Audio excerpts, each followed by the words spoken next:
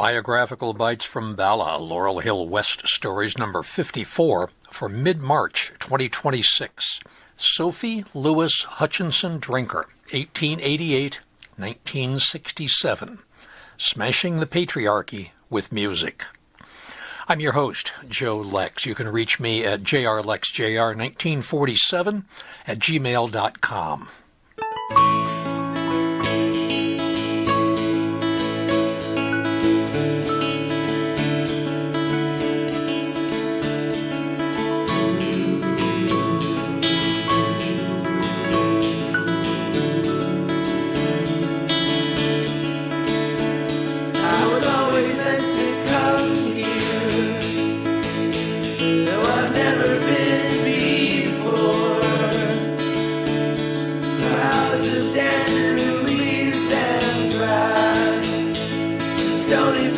That are covered with corn.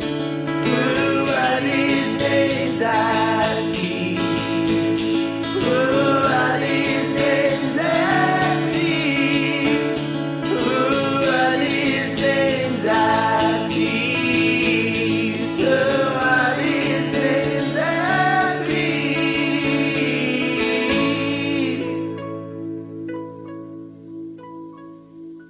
I walked past the Drinker House a few days ago on the way to my doctor's appointment in Narberth for my annual physical.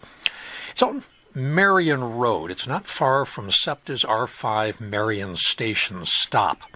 That's the stop between Overbrook in Philadelphia and Narberth. The house is set well back from the street, so usually there's not a lot of details visible, especially when the foliage is in bloom. But with March's trees bare, I had a decent view. The house sits on about 1.25 acres, and although I live just barely a mile away, this Marion Station house is listed on Zillow at 5 times what my 1904 stone house in Bala would sell for. From the sidewalk, I could barely make out the large music room in back. When Sophie Hutchinson Drinker and her husband Harry purchased the home in the 1920s, it was with the express purpose of turning it into a musical haven for amateur vocalists up and down the East Coast. The music room could seat up to 150 people. It was furnished with 2 pianos, a Hammond organ, and space for a small group of musicians. On the walls were paintings of family members by Harry's aunt, Cecilia Bow. And 8 or 10 times yearly, singers eagerly gathered from up and down the East Coast for music and friendship. These events became legendary. I hope you're not sick of the Drinkers yet. I'm certainly not. Way back in All Bones Considered, Laurel Hill Stories number 8, I talked about famed portraitist Cecilia Bow. Her sister, Amy Ernesta, was mother to 6 remarkable children, all of whom called Cecilia Aunt Bow. In All Bones Considered, Laurel Hill Stories number 41, I told you about 3 of the siblings: Harry, the lawyer and musical fanatic; Cecil, the public health specialist at Harvard; and Catherine Kitty Drinker Bowen, the author whose works were chosen by Book of the Month Club 5 times. Another son, Philip, who invented the iron lung, is buried in Boston. In Biographical Bytes from Bala, Laurel Hill West Stories number 3, you heard about Aunt Bow's favorite model, Amy Ernesta Drinker Bullet Bow Barlow, better known as Commando Mary. And in All Bones Considered, Laurel Hill Stories number 72, the podcast about the early days of women's medical college, I told you of Cecil Drinker's wife, Dr. Catherine Rotan Drinker, and the research work that she did to establish the culprit that was killing the so-called radium girls. Well, believe it or not, I am not quite finished. Eventually, I may get a podcast about Ernesta's second husband, opera composer Samuel Barlow. Her first husband was William Bullitt, who later became our ambassador to the Soviet Union. Between the 2 marriages, she took artist Rockwell Kent as a lover, while her former husband was cavorting around Europe with Louise Bryant. But for Women's History Month of 2026, the spotlight shifts to Sophie Lewis Hutchinson Drinker, her musical activism, and her feminist scholarship. I want to show her transformations from a privileged socialite engaged in traditional artistic patronage to a pioneering advocate for amateur music participation and women's cultural roles. She and Harry shared the commitment to music as a spiritual and communal practice. But it was her groundbreaking independent research on women's historical musical contributions and her critique of patriarchal cultural systems that make her a minor feminist icon today. Sophie Lewis Hutchinson was born in 1888 into an aristocratic Philadelphia family. She had a genteel upbringing that, of course, included piano lessons and finishing schools. And when Catherine Drinker Bowen wrote the biography Family Portrait, she mentioned that Sophie was related to half of blue blood Philadelphia. Amongst her family, Hutchinsons, Pembertons, Thayers, Hortons, many other familiar Philadelphian names. If you remember, one of my favorite Laurel Hill characters is Father Sigourney Fay, the mentor to F. Scott Fitzgerald, whose mother was Susanna Hutchinson. When Sophie applied for membership in the Daughters of the American Revolution, she had many qualifying connections on both sides of her family. After going through the ritual presentation expected of a mainline debutante, Sophie was accepted to Bryn Mawr College, but she decided not to attend. This was a decision that she expressed regret over later in her life, the chance to get some education. She turned it down. In 1910, a wedding announcement was published in the Philadelphia Inquirer.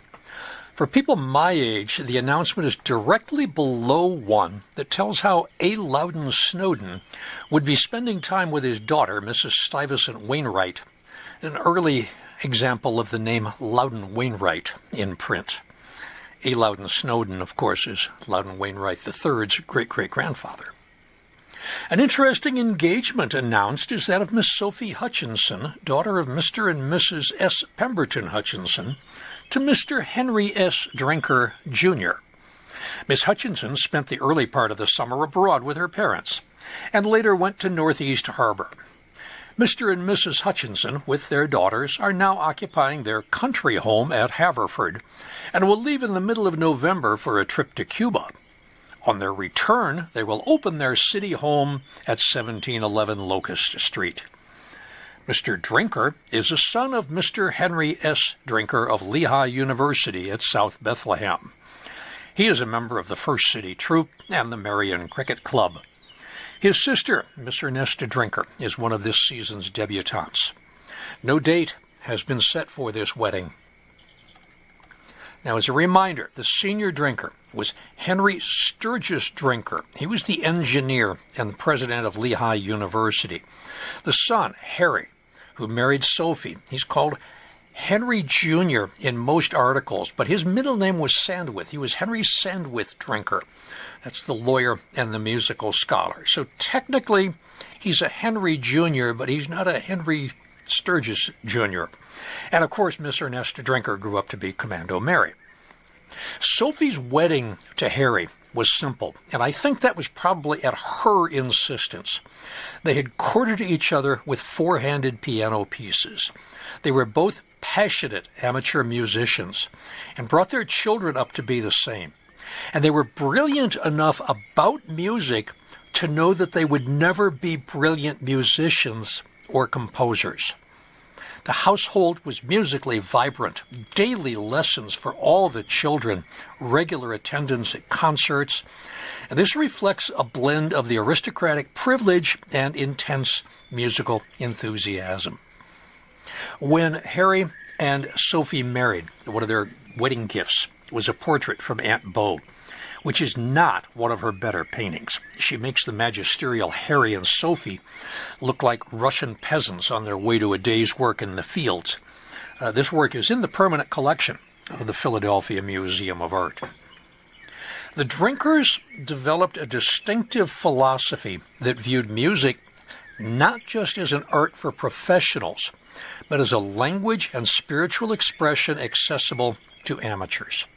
This philosophy was embodied in their singing parties, large-scale participatory musical gatherings held in their home, which brought together amateurs and professionals to sing and play without rehearsals and without audiences.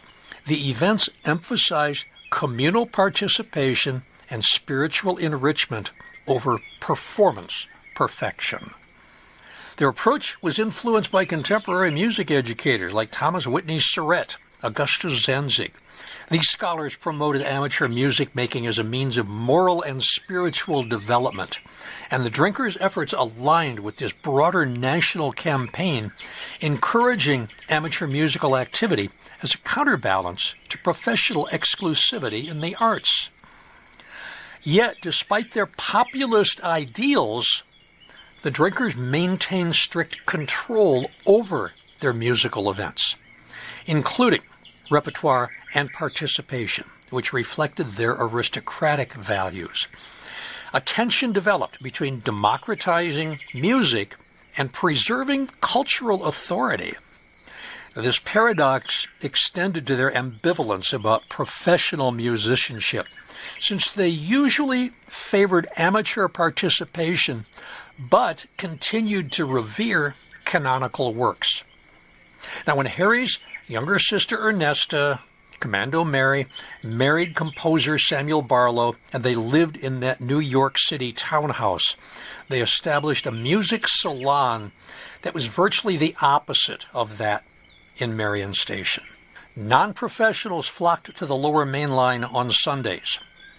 A visit to the Wednesday night salon of the Barlows might involve a chance encounter with Paul Robeson, or the evening's accompaniment might be provided by the recently formed Amadeus Quartet, or maybe Jan Pierce or Ethel Merman would stop in.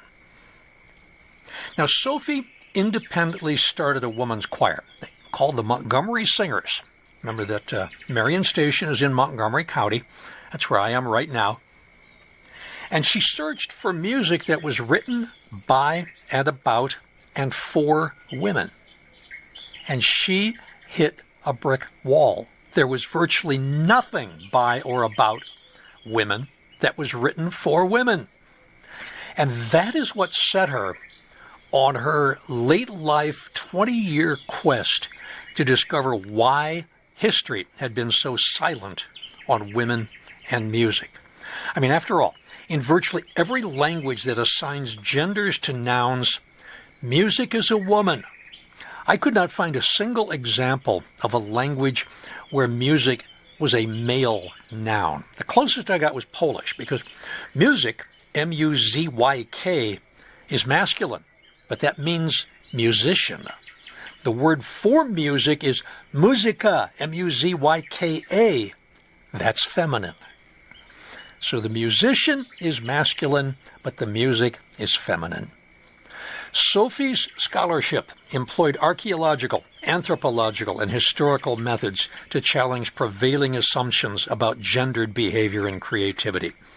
She argued that women's loss of musical power coincided with their loss of religious authority in patriarchal societies, and that music, religion, and healing were interconnected fields where women traditionally expressed themselves. In doing this, she made many assumptions which can never be proven, and she published her book, Music and Women, in 1948.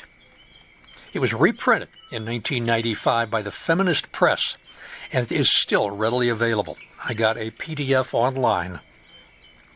The first chapter is called, and the original title of it was Daughters of the Moon. I found a couple of pre-publication promo announcements that said Sophie Drinker's book, Daughters of the Moon, will be published in such and such a month. And when it came out, it was actually called Music and Women. The first chapter is called Singers of Magic, and she tells of ancient women, such as those in New Guinea, who believed that if they did not sing while their men were away on hunt, then their men would die. Songs were sung only by women with the purpose of supporting women. She tells of wailing and keening in the days before singing, sounds that predated structured singing by thousands of years. Keening, especially prominent in Celtic cultures, involved mournful cries and chants at funerals. This was believed to help spirits transition and to unite communities in grief. Similarly, wailing has been documented in ancient societies across the globe, marking moments of distress, celebration, or spiritual invocation. Over time, these raw emotive vocalizations evolved as humans began to experiment with pitch, rhythm, repetition, and eventually gave rise to the structured art of singing, and then the creation of melodies, and then harmonies. Sophie studied the history of harmonizing. If you've heard Gregorian chants, you know that music has not always sounded like it does today. For one thing, the harmonies are different. Now, animals other than man are known to sing. Some birds have actually been observed singing to themselves when there's no one else around to impress. But as Sophie points out, the nightingale has absolutely no talent for musical composition. No note of his unchanging melodic phrase is composed by him. It unconsciously evolved over countless prior nightingale generations. True intentional harmonization seems to be a uniquely human trait.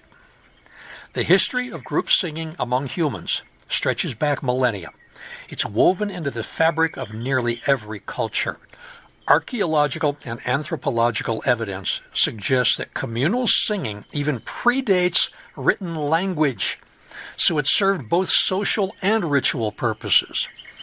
Early humans likely gathered around fires, their voices blending in unison or simple harmonies to strengthen group bonds, coordinate labor, or simply to invoke the spiritual. To the primitive mind, death is rebirth into another world. And since birth involves women, so must death, or rebirth. Remember in part 4 of All Bones Considered, Laurel Hill Stories number 82, I talked about the laying out of the dead, which was women's work until capitalism reared its head and men realized there was money to be made in caring for the deceased. Now, since women bring life, they are needed to assist the spirit along its destined path. Without a woman's ministrations, a soul might be lost and remain suspended in midair without rest forever. Sophie's book, chapter 3, is called Workers and Dreamers. The great moments in a woman's life are not many. Rituals may be called for only once in a year or once in a lifetime. But a woman's work goes on all the time. If she did not work, her family would not live. The hours are too long, the work often heavy and monotonous, performed against the discomfort of extreme heat, extreme cold, or perpetual states of dampness, like the rice fields. But whatever the work is, it goes more quickly and easily if a woman sings. Most primitive people sing at their work for the practical purpose of easing the burden. In some kinds of work, women sing alone. In others, they sing and dance together. Since most mothers rock their babies in solitude, lullabies are solo songs. The work of grinding corn at a hand mill is also customarily a solo task. But when women work in groups at tanning hides, making pottery, their songs are gay and spirited. With the rise of organized societies, group singing evolved into an essential part of religious ceremonies, celebrations, and storytelling traditions. In ancient Greece, choruses performed in theaters, sometimes numbering in the dozens, while Gregorian chant flourished in medieval European monasteries, emphasizing polyphonic harmonies that resonated through stone halls. Try to imagine Gregorian chant without echo. It's very difficult to do. Across Africa, Asia, and the Americas, vocal ensembles developed intricate forms of call-it response and multi-part singing. Each tradition reflects communal values and local aesthetics. Chapter 5, Sophie comes to the bold conclusion, quote, Everything that we can deduce by working backward from present to rock paintings suggests that the art of music may have begun in the singing of magic by women, and that women were the first musicians and perhaps for some time the only ones. Chapter 9 is where she shares some of her stories about how things fell apart for women in music. Sophie points out that in the oldest parts of the Bible, women were prophets, priestesses. Miriam, Deborah, Huldah, Hannah. They had been subjugated by the time of the New Testament. Women's and girls' choruses mentioned all throughout the Old Testament. But in men's invention of the story of creation, it's the female character who's represented as having done humanity the gross disservice. Women's roles in religion became further subjugated. Old Testament leaders determined that a woman with her hair uncovered was a disgrace. A woman singing bordered on unchastity, and the very hearing of a woman's voice was indecent. Sophie speaks of the Chinese, whose quotes say flatly that real civilization began at the moment when men determined to know who their own children were and to assume responsibility for their care and education. End quote. But when the men took over like this, one of the first things they did was to claim the woman as property. The Chinese women who underwent this long, slow, painful process of foot binding were rewarded with a life of ease and luxury in exchange for their total lack of mobility or independent thought. Then again, Confucius felt that it was immoral for a man's coat and a woman's dress to hang side by side on pegs. Sophie pointed out that the word God, which in Gothic and Old Teutonic had been neuter, now was assigned purely masculine pronouns. God became idealized in a trinity of male power. The third person of the Trinity, the Holy Ghost, was derived directly from the dove goddess of antiquity. It had formerly signified a spiritual possession of women by their own female life force. And some of the early church fathers taught that the Holy Ghost was the feminine principle in God. That interpretation has fallen by the wayside. The church thought so little of women's voices that for centuries they were literally banned from being heard during religious services. Bishop Hippolytus, 5th century, considered woman's voice a sin. Quote, "A woman who attracts people with her beautiful but deluding sweetness of voice, which is full of seduction to sin, must give up her trade and wait 40 days if she is to receive communion." End quote. It took women centuries to weakly reclaim, to claw back their voices in the church liturgy.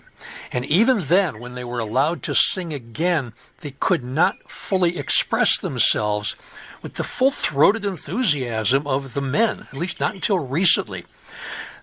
The natural, rich, low-pitched voice of mature women was taboo. Women were banished from liturgical choirs until the 1400s. So up until then, soprano voices were created using castrati, male singers who had been sexually mutilated in order to fulfill the role of a woman. Even in all-woman communities, like convents or other gatherings of religious devotees, woman singers did not use their full range of expressions. If you've ever heard a choir of nuns sing, you understand what I am talking about. I checked. The nuns in the movie Sister Act do not nail that otherworldly sound. When nuns sing, it's almost the opposite of showing off what you can do. No vibrato, no glissando, no marasma, just a group of women singing slowly, deliberately, and trying desperately not to stand out. That reedy, breathy sound isn't a bug of nuns' choirs. It's an intentional feature, a display of humility that's forced on the women by religious leaders. The classification of vocal ranges has evolved significantly throughout the history of Western music. In ancient times, vocal music primarily relied on natural voices without strict categorization. During the medieval and Renaissance periods, choral music often grouped singers by part, such as superius, altus, tenor, bassus, rather than individual vocal characteristics. It was in the Baroque era, with the rise of opera, oratorio, and solo vocal performance, that more specific terms like soprano, alto, tenor, bass became formalized to describe distinct vocal ranges and timbres, but not gender. Remember, if soprano were intended to be exclusively female, she would be soprana. As music developed through the classical and romantic periods, composers began writing more demanding and specialized roles. This led to further distinctions like mezzo-soprano, contralto, baritone, countertenor. These developments reflected both the expanding technical abilities of singers and the artistic aspirations of composers. Today, the system of vocal classification continues to adapt, accommodating contemporary genres, vocal techniques, while remaining rooted in centuries of musical tradition. Another reason early choral music may have sounded different is the use of modal harmonies. Tonal and modal music represent two distinct systems for organizing melodies and harmonies. Modal music predominated in Western traditions before the 17th century. It is built on modes, scales with unique patterns of intervals, each creating its own mood or color. In this system, no single note or chord acts as a gravitational center. Instead, melodies wander through the modes, the Dorian or Phrygian or Lydian or Mixolydian. Each has a characteristic sound. Tonal music, which emerged as major and minor scales, took hold during the Renaissance and Baroque periods. It centers around a keynote or the tonic. This approach gives music a sense of direction and resolution, as harmonies and melodies naturally gravitate toward the tonic, creating tension and release. The shift from modal to tonal systems was a turning point in music history. It paved the way for the familiar sonorities and expressive possibilities of classical and much of popular music today. May 4th, 1686, an edict came down from Rome that even further isolated women from their music. Quote, "Music is most detrimental to the modesty befitting the female sex, as it distracts from the more proper actions and occupations. And on account of the dangers to those connected with it, instructors as well as listeners, no young girl, married woman, or widow, though for educational purposes, or else in convents or music schools under any other pretext, although studying music to the end of performing it in these convents, shall be permitted to take lessons in singing or any kind of instrument from men teachers." So now they're even cutting off the teachers who might be able to advance music with women. There's a line in Sophie's book that really stopped me in my tracks. I think for her, it was almost a throwaway line. Remember that she researched and wrote this in the middle of the 20th century. About midway through section 3 of chapter 13, she makes a rather convoluted statement, which may be the signature of the book, to be honest with you. She said, quote, "In our civilization, women are so far devitalized by the long suppression of their real inner life and its voice in music that they do not even know why they are still not in the right relation to music." Later in the same chapter, she says, "All musicians know well that a men's chorus is an inferior musical instrument to a woman's chorus. Women's voices have more brilliance, clarity, and flexibility than men's. The missing sonority can be readily supplied by an organ or other instruments, whereas no instrument can adequately supply the massive high tones lacking in men's voices. Finally, women's voices lend themselves more easily than men's to a greater variety of musical climaxes. There is no valid musical reason for the slur cast on the women's chorus. Women's choruses will never be as socially or as musically acceptable as those of men until women and girls feel inwardly, as primitives and peasants do, that their singing is merely one manifestation of their power and natural authority as women. Now, Sophie and Harry Drinker's work must be understood within the context of the sacralization of culture. This is a 19th and early 20th century American phenomenon that elevated art, especially European classical music, almost to a quasi-religious status. This sacralization justified cultural hierarchies and the authority of an elite class over artistic expression, which the Drinkers both embraced and then sought to democratize through amateur participation. There's that paradox again. During this period, the sacralization of culture transformed music and other forms of art into symbols of moral and spiritual refinement. Concert halls and salons became the new temples, and the performance of classical music was seen as an act of devotion, not just entertainment.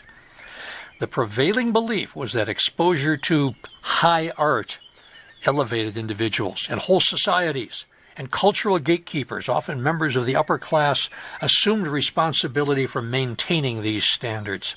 So this led to the establishment of rigid hierarchies that defined what was considered worthy art and who was permitted to participate in its creation or appreciation. Always looking for differences. Look for similarities. Yeah. The Drinkers, while deeply invested in this tradition, also recognized its exclusivity and sought to counterbalance it. They encouraged musical participation among amateurs, believing that music should not be reserved for professional musicians or the elite, but should be accessible to everyone. Their efforts to host singing parties and organize community ensembles reflected an aspiration to break down barriers and foster communal engagement. Sophie Drinker's feminist critique further challenged the patriarchal and hierarchical structures embedded in musical culture, advocating for broader inclusion and creative empowerment, especially for women. The Drinkers' legacy is marked by a tension between reverence for the spiritual and cultural power of art and the desire to democratize its practice. Sophie Drinker's feminist critique emerged from this framework. She envisioned music as a spiritual practice accessible to all, but recognized that patriarchal religion and culture systematically repressed women's creative and expressive powers. She advocated for women to develop their own religious and artistic identities free from male-dominated structures. Now, from the perspective of a century later, it is not easy to reconcile several tensions in the Drinker philosophy and practice. This conflict between amateur inclusivity and elite control, the challenge of convincing people of music's spiritual value, the paradox of revering male-dominated music canons while seeking women's creative empowerment. Sophie Drinker struggled to reconcile these contradictions, particularly regarding the absence of recognized women composers in the Western tradition. But despite these complexities, Sophie Drinker's work laid important groundwork for feminist musicology and cultural critique. Like her husband Harry's monumental years of work on Bach choral pieces, Sophie's activism was scholarly rather than patronly, or if you prefer, matronly. She radicalized herself through research, ultimately framing her life's work as a challenge to the patriarchal culture pattern and a call for women's creative recognition. Colleagues recall Sophie as a feminist and a firm leader in these endeavors, with Harry supporting her and the musical community with equal passion. Their musical lives blended aristocratic control with a genuine commitment to communal participation. Sophie realized that music, of all the arts, had its origins at the deepest levels of the subconscious. It is, of all the arts, the most profoundly religious. It is indeed the voice in which the human being speaks to the life that is over and above this human life. Since women were barred from assuming authoritative roles like that of church musician, there was no female equivalent of Johann Sebastian Bach, because no woman was ever given the opportunity to compose music weekly for church services. Sophie Drinker's opus was published in New York in 1948 under the title Music and Women, the Story of Women and Their Relation to Music. It sold for $5. It was hailed as groundbreaking. In 1949, Sophie was awarded a doctorate from Smith College, Northampton, Massachusetts. Sophie Drinker was not a trained historian, musician, scholar, or researcher, and it shows.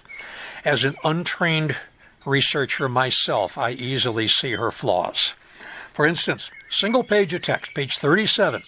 She gives examples that she draws from the modern Hebrides, Russia, Corsica, the Dyaks of Borneo, Calabria and Sardinia, Ireland, and ancient Rome, all sort of considered continuous with one another despite their separations in time and space. She boldly states what women could do and could not do, but often offers no proof. Now, nonetheless, this book was the first of its kind. It was devoured greedily by women, music scholars, and anyone interested in music studies.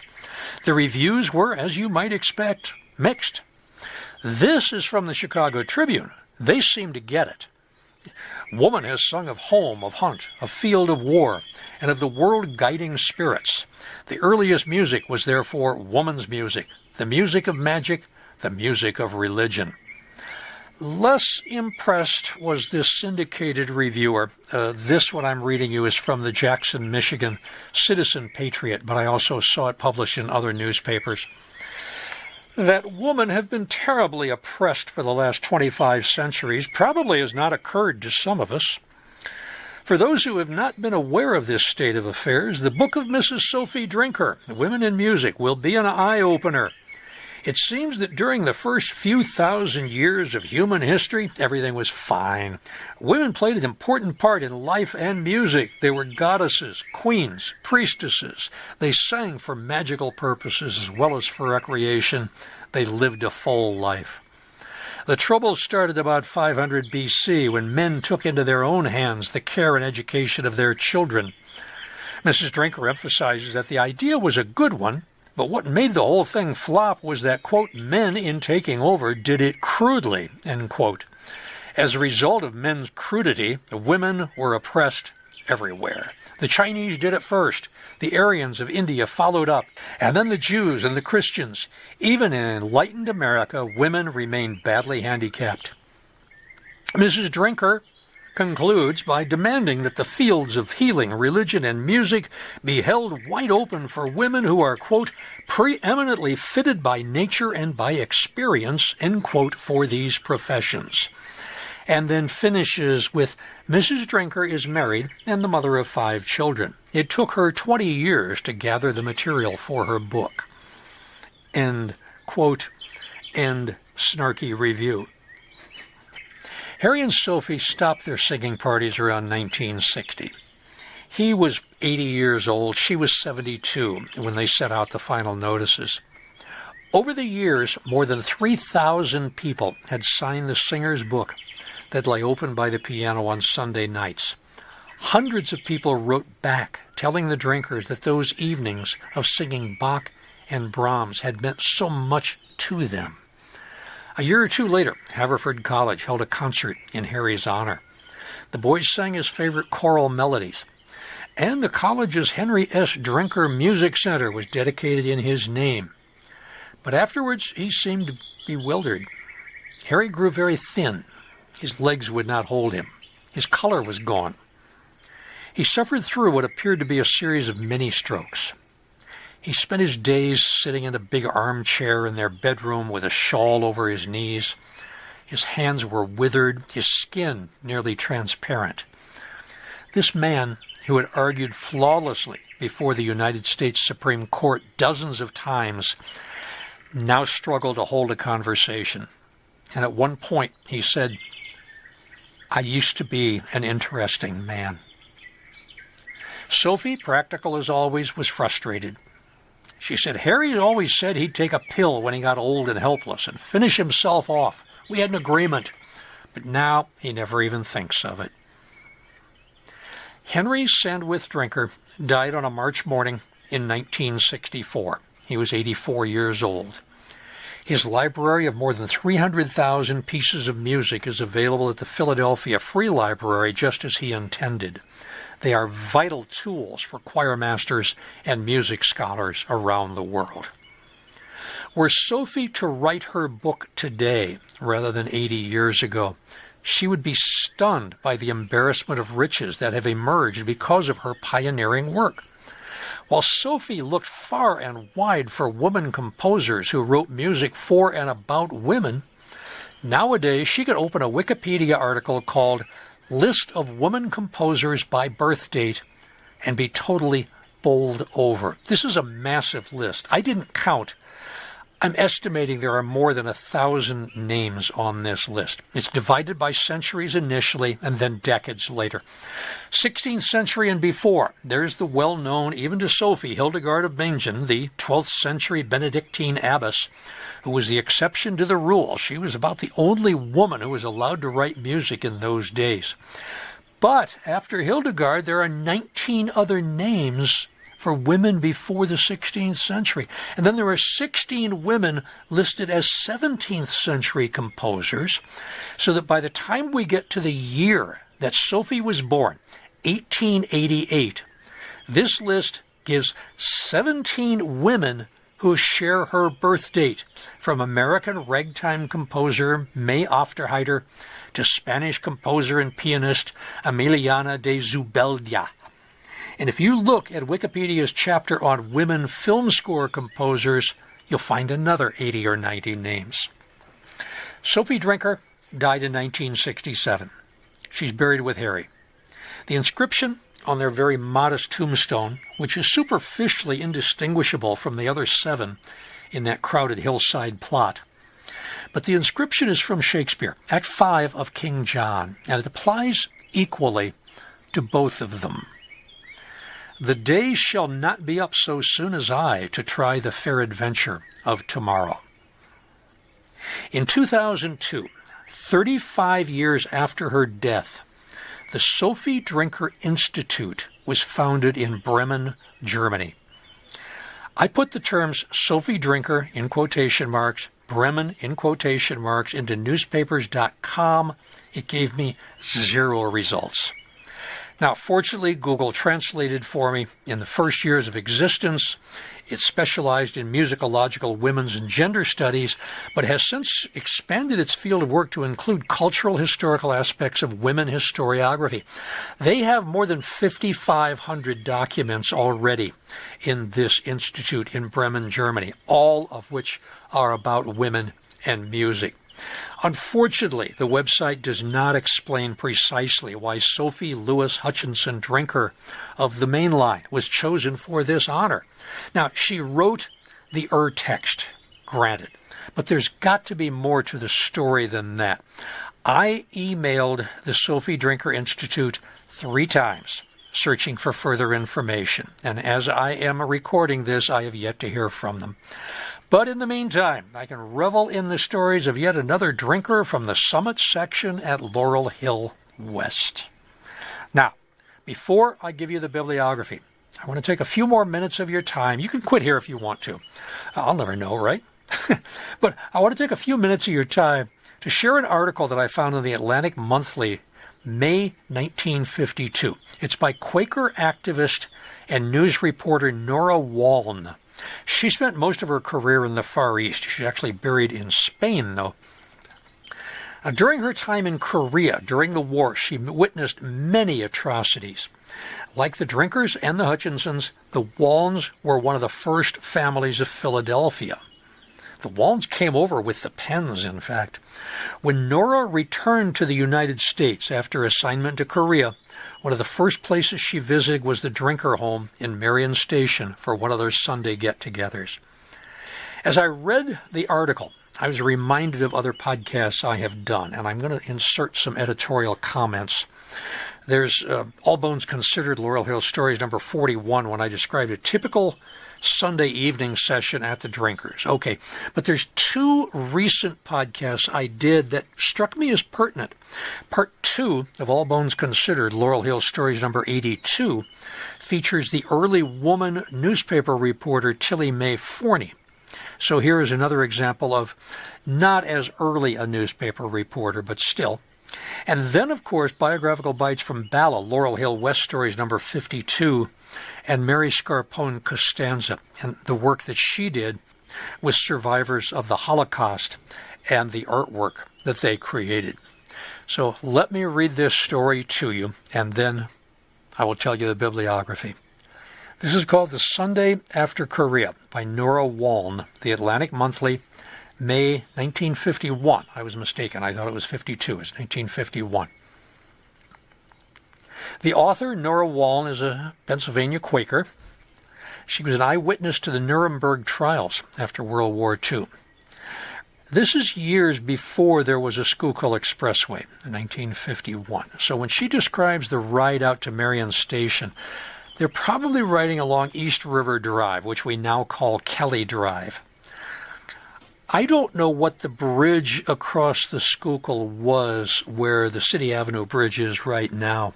I'm thinking the Falls River Bridge. They might have gone across the Falls River Bridge, but I can visualize this journey.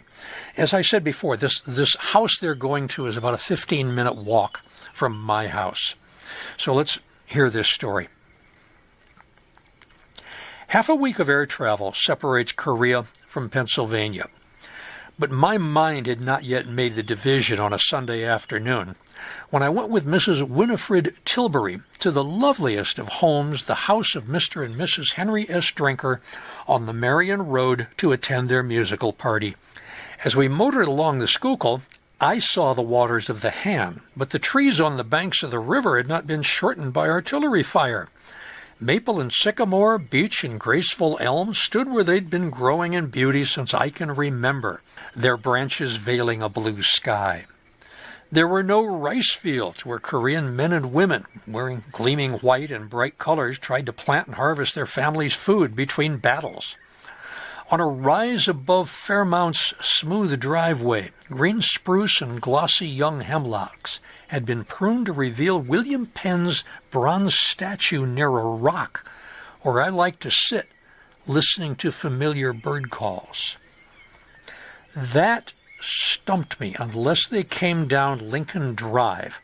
There is a statue of a Quaker up in the woods. You can see it when the trees are somewhat bare. It's not of William Penn, though. It's called Toleration, but it's nowhere near Lower Marion. Lincoln Drive it's a good, I'm going to say 4 miles away. All right, back to her narration. We passed no encampments of Marines on the alert, no patrolling tanks guarding the countryside. Turning over the bridge, we had no need to watch out for communists with rifle or flung bazooka. Ambulances carrying our wounded to Valley Forge General Hospital reminded me of the arena from which they and I had just been flown 3 days and 4 nights away. Valley Forge General Hospital is about 30 miles from Philadelphia in Phoenixville. I spent from March of 1967 to May of 1968 at Valley Forge General Hospital. I went to 91 Charlie School there, clinical specialist school. So when I went to Vietnam, I was an assistant battalion surgeon. Back to the narration. Our spacious park was not filled with Korean families who had fled from burning homes with their frightened old people and little children. My imagination put them there, safe from advancing and retreating troops. With thankfulness, I saw our own citizens at their recreations as we went by neat suburban homes where napalm has never fallen, and past estates with rolling, fertile acres, white-fenced. Many a family along this way has a man in Korea. I came back with telephone numbers that soldiers had asked me to call. Okay, this area of Marion Station where the drinkers live was also where the Strawbridges lived, where many other of the nouveau rich from the industrial, the Gilded Age, purchased there. Sometimes they were only summer homes, but sometimes they were the main home out there. Right along Highland Avenue, you go down Highland Avenue, you see these estates, you take a right on Marion Station, there's more of them. Okay, back to the narration. Beyond Marion's gray stone church with its charming steeple, we come to Harry and Sophie Drinker's front door. All right, I'm stumped. I don't know what church they're talking about. There's a church on the street where I live, but that's a mile away. There's really no church within a short distance of where they live. The address is 249 Marion Road. Sophie's mother, Amy Hutchinson, was their next-door neighbor, 245 Marion. The polished knob turned easily under Winifred's hand, the lock left unlatched to welcome visitors. Within the broad hall were the warmth of greetings, the sound of pleasant voices from adjoining rooms, and the happiness people have when they meet again. Gifted Morrison Boyd, he's buried at Woodlands, scholar of music from Oxford University, and others had already arrived with their instruments. Friends and fiddlers gathering in the home of our tall, beautiful hostess in a black lace dress with fitted bodice and a long, full skirt, and her taller husband in his musician's coat. In this red velvet jacket, he ceases to be our city's foremost lawyer and becomes our beloved leader into the harmonies that awaken the heart.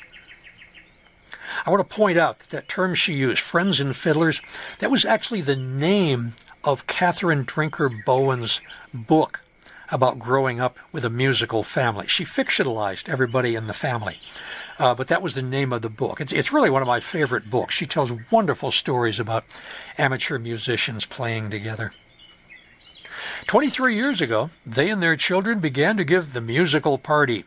This is a supper party to which invitations are sent out 8 to 10 times a year, a gathering to make music for the love of playing and singing.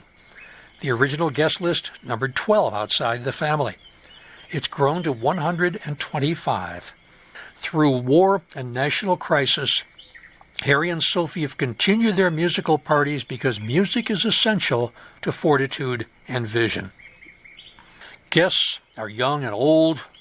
Neither race nor creed counts. Some are rich, others have very modest means. Our jobs cover a wide range. Players and singers come from Boston, Baltimore, Pittsburgh, New York, and more distant places. Out of their acquaintanceships through the years, the host and hostess have made their selection. Amateurs and famous professionals meet in this hospitable home where the baton is in Harry's hand. The programs are of his choosing. There are no rehearsals. He may introduce new compositions or ancient music never played previously in our country. He has sometimes discovered musical scores during his trips abroad.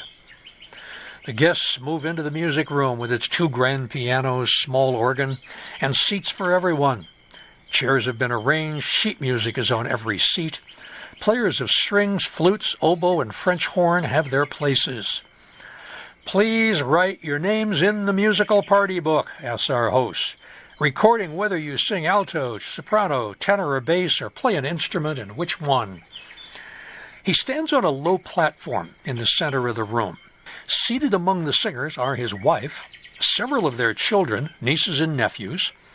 Among the instrumentalists are their daughter, Cecilia Saltonstall, and her husband from Boston, Harry's brothers, Philip Drinker, inventor of the iron lung, Cecil Drinker, famous for his work in industrial medicine, and his sisters, Ernesta Drinker Barlow, my favorite writer of travel essays, and exciting Catherine Drinker Bowen, author of Yankee from Olympus and John Adams and the American Revolution. I am the only listener. My place is on the worn brown sofa.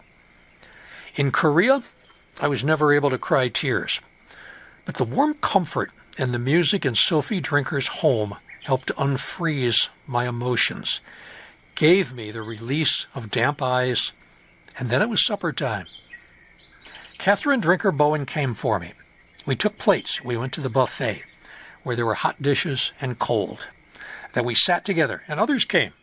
The talk was not of music, but of the writing of books, and the revolutions of the 18th and the 20th centuries, and of mankind's desperate struggle for the freedoms that help us endure and prevail.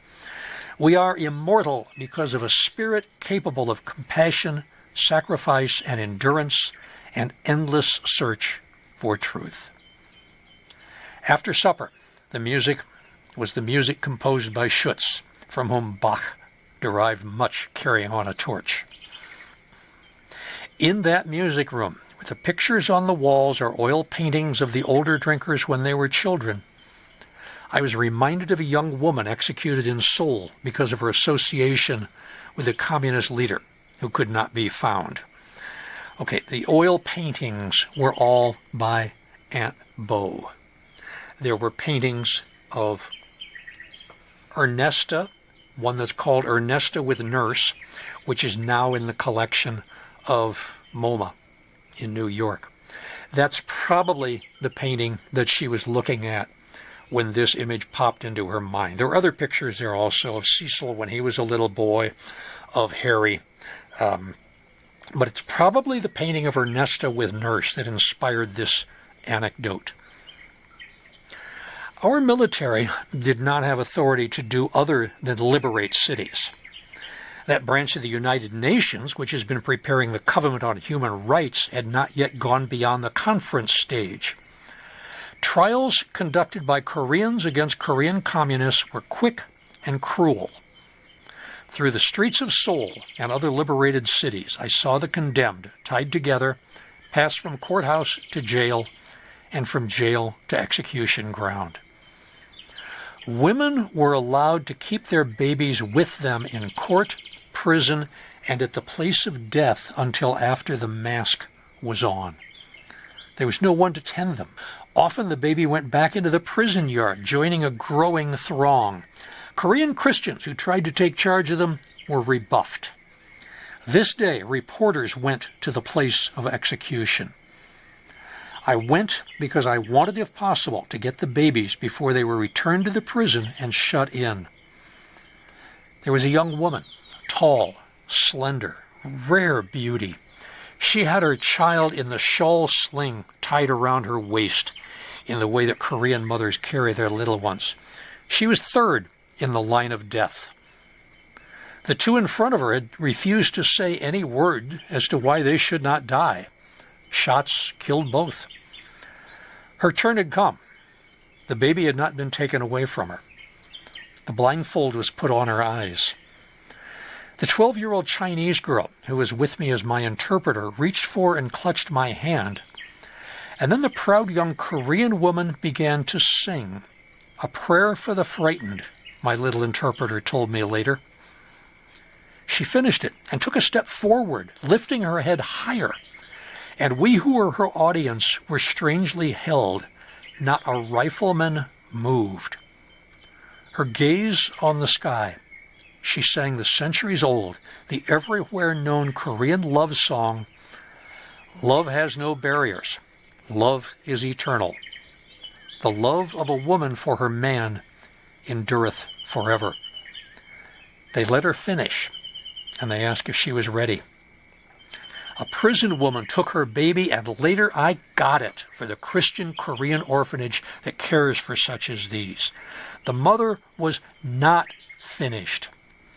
"I am not a communist," said she. "I love a man who is a communist. He escaped you. In his place, I die." And in his place, she fell into the open grave. And then it was the turn of the man next and the remaining 5.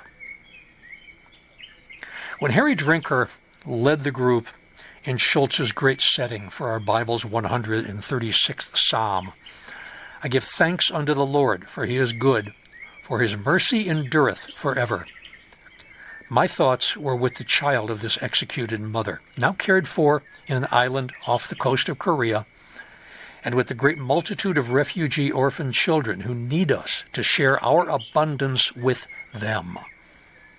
He maketh the sun to rule by day, the moon and stars to rule by night, and us to do his practical work on earth.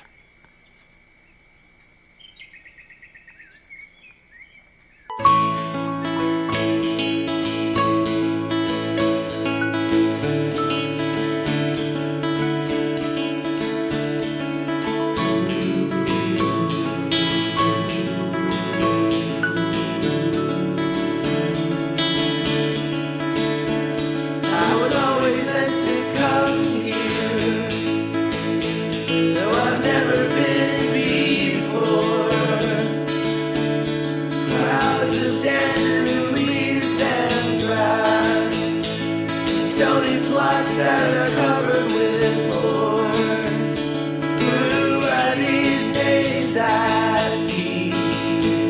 Who are these days at peace? Who are these days at peace? Who are these days at peace?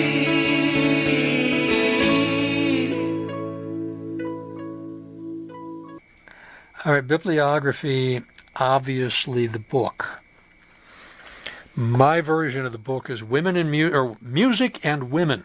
Music, ampersand, women, the story of women in their relation to music. Sophie Drinker, afterward by Ruth A. Solie, S-O-L-I-E. My copy is Feminist Press at the City University of New York, New York. With the copyright date 1948, preface copyright 1995, and that's when this edition of the book came out, is 1995. Lots of newspaper articles. Were there any other articles about women and music? I thought I had a couple.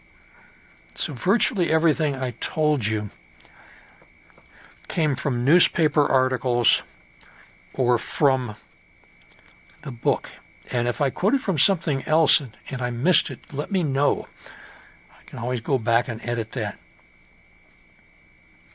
So that is Biographical Bytes from Bala from mid-March. What do we got coming up in April? That's right. April is City Hall Statue Month. I'm finally going to get around to Matthias Baldwin. Been doing a podcast about Philadelphia history for more than 5 years now. 6 years. Oh, well, no, not 6 years. 5 years. And I've never done a podcast about Matthias Baldwin. That's crazy. So Matthias Baldwin's statue is there. John Christian Bullitt. John MacArthur, the architect. I talked about City Hall way back when I talked about the Calders, when I talked about Alexander Milne Calder. I gave a lot of details on City Hall that I won't repeat. But I didn't tell you about the architect, John MacArthur. And there is a statue of him there. And then for mid-April, we go back to Biographical Bytes from Bala, and I will take you on a little tour of Billionaires Row. You'll get to meet Ed Snyder and Ralph Roberts. They're up there, Billionaires Row, and I'll probably toss in the Dorances also, Campbell Soup family, because they're buried up on top of the hill there also. There's a section called Devon. There aren't many people buried there, but the people who were buried there had lots of money, that's for sure, because it's the Snyders and the Roberts and the Dorances and then the McNeils, the McNeil pharmaceutical people, the people who invented Tylenol. So that's what's coming up in April. I've got some author events coming up. I've got a virtual tour coming up on April 1st. Laurel Hill West is the virtual tour for the 1st. Since that is April Fool's Day, it is a tour called, excuse me, I didn't catch the name. Believe it or not, at Laurel Hill Cemetery, we have people, some of the names you'll understand. Yes, we have several George Washingtons and we have several Benjamin Franklins and a couple of James Bonds, but we also have Jack Frost and James Adams, and we have Charles Parker and Mrs. Butterworth and Captain Kirk and Kate Middleton and, Charlie Watts, Alice Cooper. Yeah. So I'm going to tell you about a lot of people whose names you might know, but you won't know about them because they're not the one you're thinking of. So that'll be the April 1st virtual tour. Yeah, that's right, the virtual tour, which I have to work on. Because that's coming up. So until we talk again, or until I encounter you on a tour, stay safe, stay well, and stay above ground.